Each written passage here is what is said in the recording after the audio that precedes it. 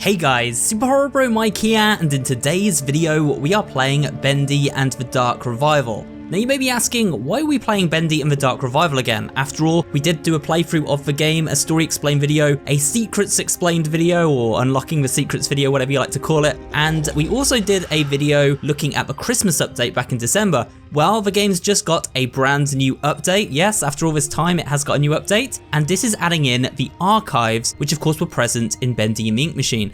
Now, if you guys don't know what the archives are, they are basically a place where you can go and read about all the different characters and their lore and backstories, and check out their models, and basically just have a fun time unwinding and seeing all the post-game content. The one in Bendy and the Ink Machine was really fun to explore, and I made a video that was very popular at the time, so I thought, why not do another video here? I am going to be doing a dedicated video looking at all the different monsters from Bendy and the Ink Machine and Bendy and the Dark Revival in the future, so do stay tuned for that if you like Bendy content. With that said, let's check out the new update today, let's dip into the archives, and let's see what this is all about. Here we go, look at this! You can see Bendy right there. What's behind us? Oh, just the exit. We can go down the ink chute to the exit if we want. We'll do that in a bit. It's good to be back in the world of Bendy and the Dark Revival though. And it says the archives, look at this. That's pretty cool. That's a good thumbnail material right there.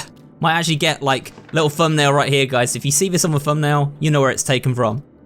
But there we go, that is Bendy, and look, we can read all about him.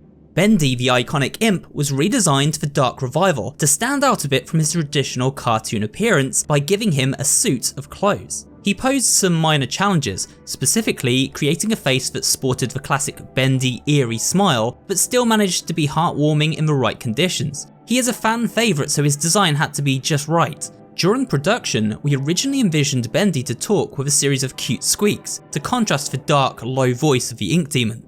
But this turned out to be very distracting, and the idea was scrapped pretty early on. So this is actually really cool, guys. We're actually learning about the development process and how these characters changed, as they went through the development of the game. There's the archives themselves. Okay, so what are we gonna do next? Let's have a look. We've got, Wilson over here, and Audrey. Let's check out Wilson. So Wilson's cartoon form. Wilson was a difficult character to balance. At first, players are purposely led to believe he is a one-note character, obviously evil, but with an over-the-top villain personality. But, as the story progresses, we see other sides of the character, and the player becomes muddled with who the man really is. In one draft, Wilson was written as a servant of Nathan Arch Jr., a separate character at the time. But the story made far more sense when the two characters became one, eliminating a lot of needless narrative complexity. So yeah, originally, he was going to be like the lackey of Nathan Arch by the look of it, but it kind of changed a little bit in development. But there we go, we can see his model. We've also got Audrey, let's check her out. So this is Audrey's cartoon form. Audrey is a kind-hearted rogue with courage, determination, some flaws, and a deep, dark past. To make our story work, we needed a newcomer to the cartoon studio world, and Audrey was the perfect pair of fresh eyes to help experience the adventure. From day one of production, we knew that if people didn't connect with Audrey by the end of the game itself wouldn't be successful. Fortunately, she turned out to be quite memorable indeed, and stands out from the other members of the cast. She does indeed, and that's her model there, guys. Pretty nice looking model there. We've got the ink machine itself, look at this. Giant ink machine. We don't actually see too much of a giant ink machine in the second game. The Ink Machine, designed by Thomas Connor of the Gent Corporation, stolen by Joey Drew, and retrieved by Archgate, and once again reclaimed by Gent. The Ink Machine's next adventure is a mystery. Yes, we're going to see this in the third game, which I really hope we get, and I think we probably will get, because these are popular games. It had a cliffhanger.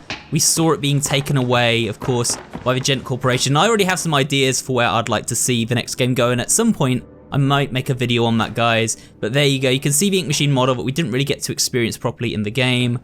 It's there. This is how it looks in Dark Revival. Oh, we've got the Beast Bendy and Ink Demon forms of Bendy here.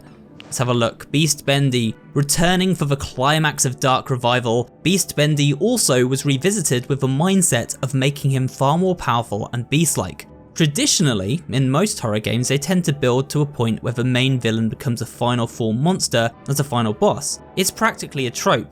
Our idea, what if you got to play as that final form instead? Yeah, that was actually one of the pivotal points of the game, one of the really cool moments in the climaxing moments where I was just like really excited because we did get to play as Beast Bendy and it was unexpected and cool. And then of course we've got the Ink Demon. This is his new form. As you can see, he looks really awesome there. And it says, the Ink Demon. As a world of the Dark Revival became more complex and established, we realised the Ink Demon's design needed a complete rethink to match our new tone. Previous versions of his appearance looked absolutely silly when placed in the world alongside other characters. No amount of creepy music or screen effects could conceal how out of place he looked. The Ink Demon needed to look different than everything else in the world and show a natural progression of the Ink Demon's evolution as Wilson held the cycle in place. And there we got to see him. Of course, he has those hooves like a demon almost. I did like the new design a lot. I do wish that it was on patrol more like in the first game, that kind of the Ink Demon prowled around instead of just jump scaring us and making the screen go black and white. That's kind of my biggest letdown, I think, from this game. I would have liked him to be roaming about, kind of like an Alien Isolation or something. But, you know, maybe the third game will allow for that or something. But either way, he's got a really cool design, and there he is, guys. Now we're going to explore some more here because, of course, we've only looked at a little bit of the place. We've got this side, we've got this side. Let's check out the characters over here first. Oh, look, we got the iconic posters, of course, from the first game there. Oh, we got Joey Drew over here. Let's see Joey Drew. Is this his model? Joey Drew's memory. The man, the legend, the memory. Creating this version of Joey Drew was both an exciting and daunting process. It was clear from the start that this Joey would be different from the one from the original Bendy the Ink Machine game. This was a man with all the guilt from a past life, but without the experience to fully understand it. The real Joey Drew made many mistakes, but ultimately learned from them. This doesn't absolve him of his sins, but at the end of his life he was able to correct some of them and help fight the darkness he created. Oh, yeah, kind of a heartwarming tale, right? Bittersweet. Here's Betty, the servant, of course, in the mansion towards the end of the game. Betty, a faithful maid among other things to Wilson. Betty was an important character to the story of Bendy and the Dark Revival. As a failed experiment and someone relatively new to the cartoon studio, she was able to give a somewhat different point of view on the state of the world. We purposely left it unclear if Betty was in on Wilson's plot to harvest Audrey, or if she is just a bystander. Behind her mask there are still answers to be found. I wonder if they'll have her in a future game, or if they're just saying, hey theorists, you know, go and make up some theories there. Maybe we'll have a look into that in a future video, see if we can suss her out a little bit more. Oh, look, this is the real world studio, of course, that has a more like lifelike look to it. Let's have a look at these guys. So we've got Wilson here. Haunted by the impossible shadow of Nathan Arch, Wilson sought to achieve something that would make his father proud. By luck, he stumbled upon the ink machine and was able to become the cartoon world's new master, holding the cycle in place. He continued his experiments that could not fully be realized until the Ink Demon was purged. However, unnaturally entering to and from the Ink realm has taken a toll on Wilson's physical being, slowly robbing him of his health. So that's why he's ill, because he was moving, you know, between realms so much that it actually made him sick. Okay, that's interesting to note. Then of course we have Audrey herself. This is her human model. It's very Bioshocky. The unknowing daughter of an animation pioneer, Audrey has blocked out the memory of her past after losing her father. But his role in her life was not over. A talented animator and artist, her skills landed her a job at Archgate. Was it fate that led her to reunite with Joey Drew's machine, the machine of her birth? Or was it planned? Interesting. Who knows? And of course, we have got the picture of Nathan Arch here, Nathan Arch Sr. Nathan Arch was everything Joey Drew wasn't. He worked hard, built up from nothing, and never compromised his integrity. Joey had big dreams, but Nathan accomplished his own dreams. He and his wife Tessa raised a son with as much love and care as they could, despite Nathan's career pressures. Sadly, his son did not share Nathan's natural talent for business and enterprise. Yep, there we go, Wilson, the son of Nathan Arch. Got a little donut, of course, Audrey's donut. No, you can't have it, Audrey. No donut for us. There's the Illusion of a Living book. What else do we have in here? More posters. Okay, well that's enough looking around this office. We've got the classic Bendy there, of course. Alright, let's go back. Oh, look at this, the Cycle Breaker rooms. We've got Henry first, Henry Stein.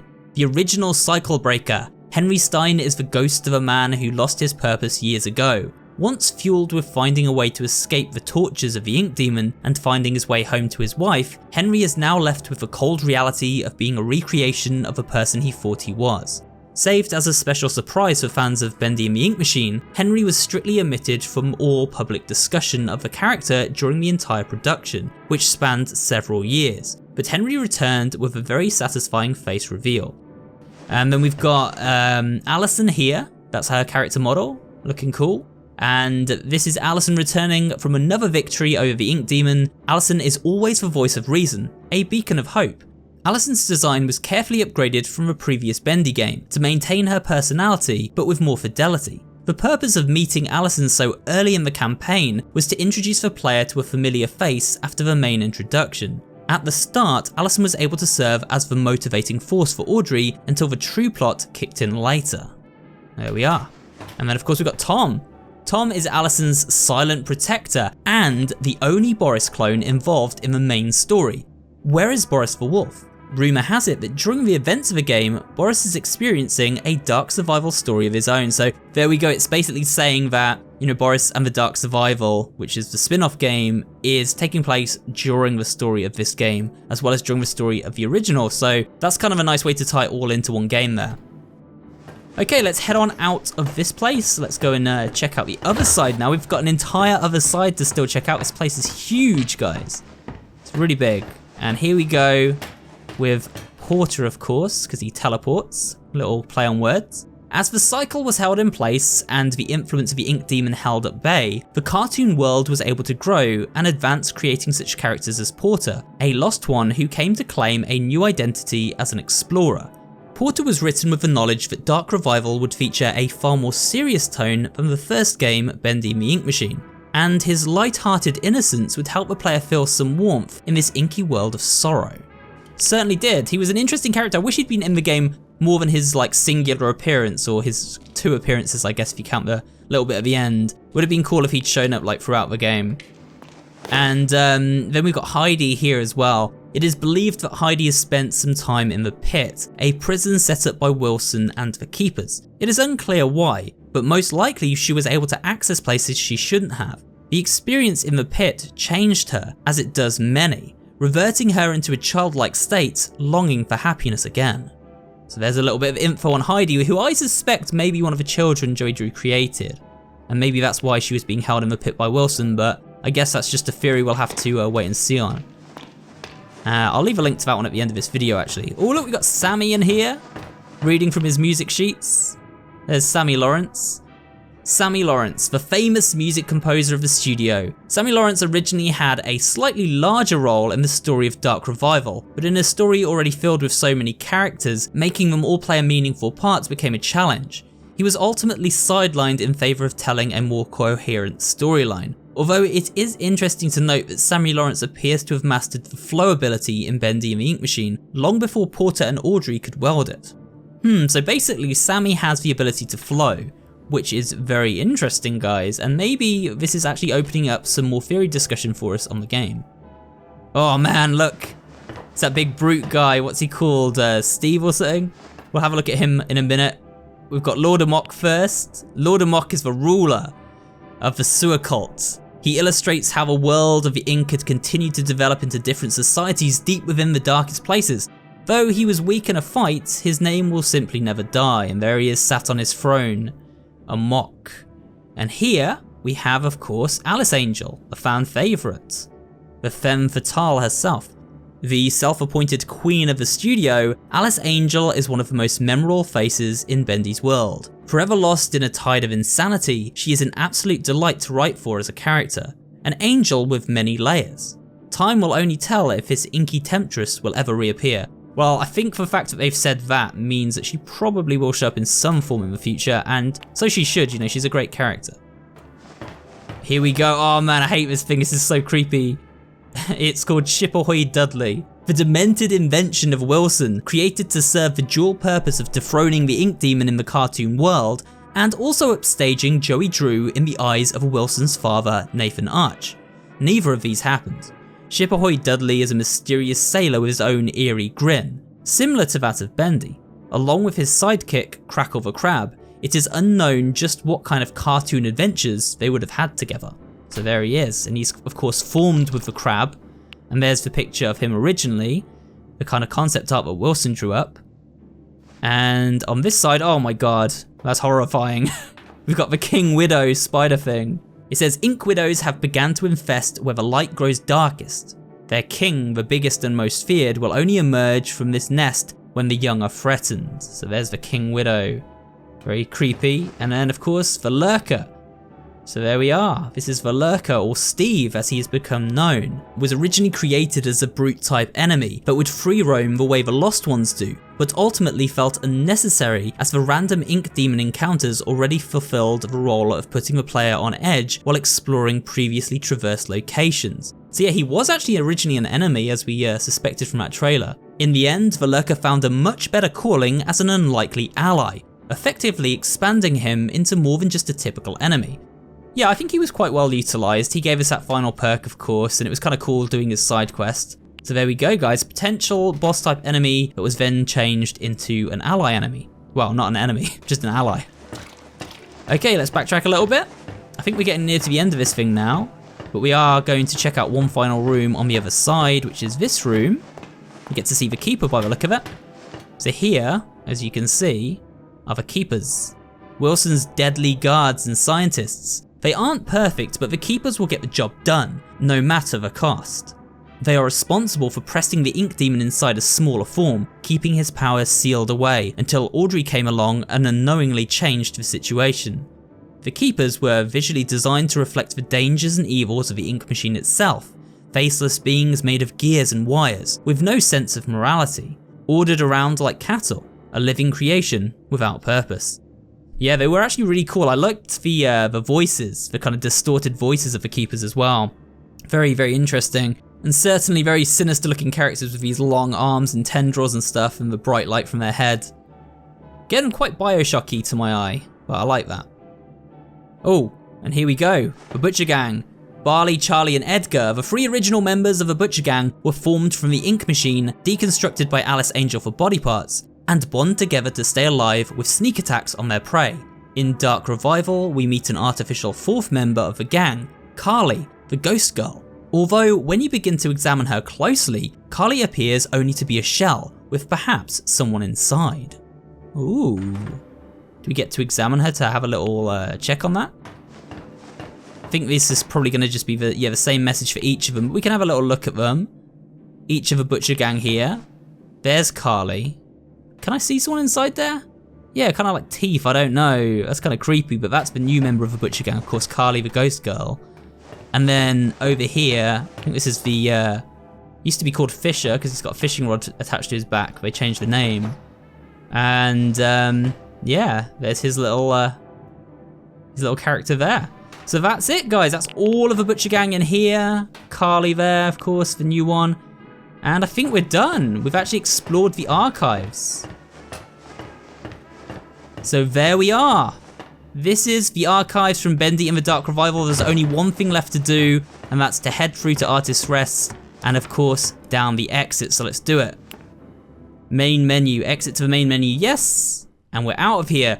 So this is going to wrap up today's video, guys. I hope you enjoyed it. A little return to Bendy and the Dark Revival and its inky world. Of course, you know, I really enjoyed this game, and yeah, it was cool to return to see the archives today. With that said, if you did enjoy this video, I'd appreciate it if you can leave a like, comment down below, and of course subscribe for more videos just like this one, and I will see you all on the next one.